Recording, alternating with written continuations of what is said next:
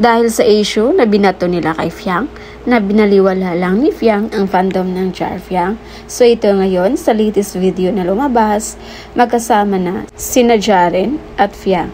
At sana wala nang masabi ang mga fandom ng Jar Fiang na ganito, ganon. So ayun nga guys, sa latest update ng Jar Fiang, na magkasama sila, sa mutsaring komento ang makikita natin na reaksyon ng mga netizens. At mas lalo pang naging complicated ang sitwasyon dahil mas lalo nilang pinagkumpara si JM pagkasama si Fiang at si Jaren pagkasama si Fiang. At ito yung ilang komento ng mga netizens nung makita nila na magkasama ang Jar Fiang.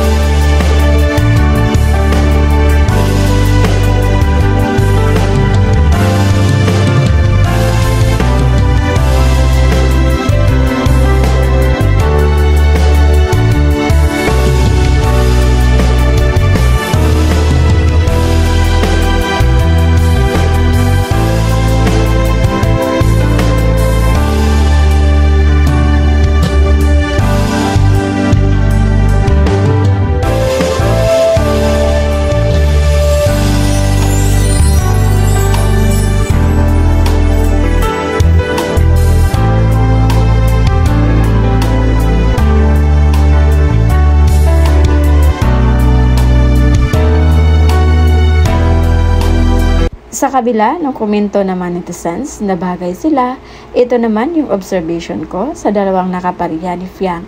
Kung totoo nga na merong Jar Fiang na gaya ng sinasabi nila na lovers in private and friends in public lang ang dalawa, bakit parang may awkward sa kanila pag sila yung magkasama?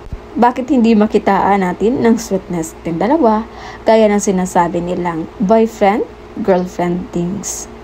Unlike naman kay JM, yung hawak niya kay Fiang sa likod at yung kapit ni Fiang kay JM. Yung sweetness na pinapakita din nila sa publiko at yung act of service.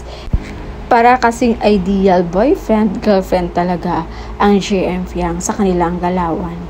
Kaya gaya ng sabi nila, magalit na daw yung magalit pero hindi na talaga ako maniwala na friend lang ang JM Fiang. At alam nyo ba kung bakit? Dahil hindi man lang magawa ni Fiang kay Jaren yung ginawa niya kay JM, kung pareho naman sila ang friend lang.